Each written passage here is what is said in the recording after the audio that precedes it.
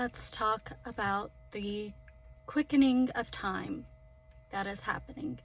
Yeshua has quite a bit to say about this in Pistis Sophia, and much of the work of divine judgment and the reorganization of the heavenly hierarchy has to do with adjustments to time, which are certainly going to impact how us lucky humans who happen to be on Earth right now are experiencing time and time anomalies.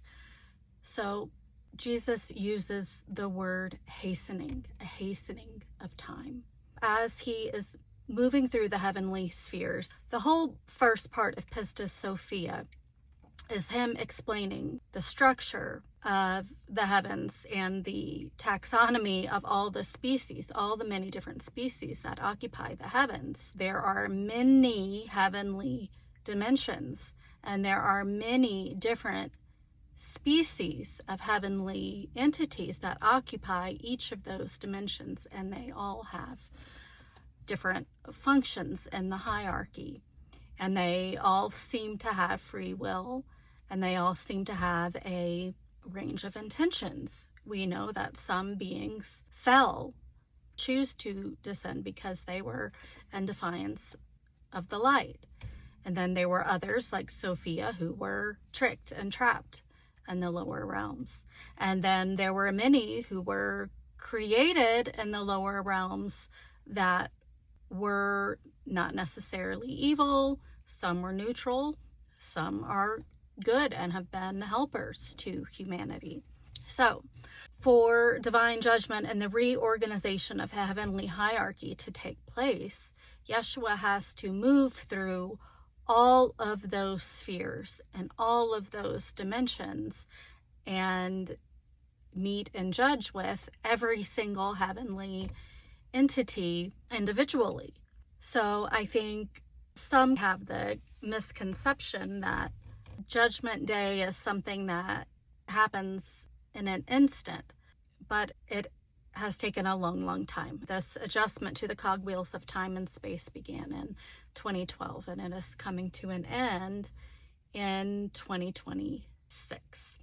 And so I believe by 2027 that process will be totally wrapped up and taken care of. But what he says during this time is there will be a hastening effect of time. And there are several reasons this is happening.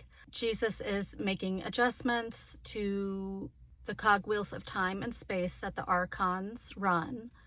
Their powers are being reduced, and that is being changed. And that is the process that started in 2012. Now that those adjustments have been made and there's been a restructuring, some entities removed, some promoted, some demoted, some stay to their assigned heavenly station that they were in. He says that from the human perspective, time starts moving faster. Time starts getting quicker, so that in light of these adjustments that he's made, so the number of perfected souls or perfected consciousnesses, they are formed more quickly. And then he mentions there is another group who are soulless. There is nothing in them redeemable, which would be the group of true NPCs that don't have any redeemable consciousness existing on any timeline, any dimension.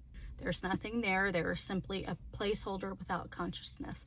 Time is quickened so that those will be destroyed and removed from the game quickly.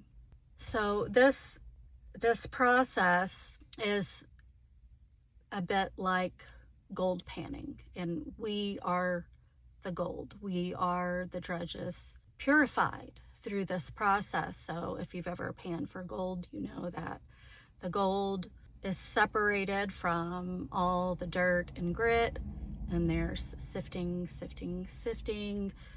The grit slips over the edges of the pan, and in the middle, removed from all the impurities, you've got your gold remaining. So that is the process that is happening now to humanity. There is a sorting, there is a sifting of the purified light for the creme de la creme, for the pieces of gold.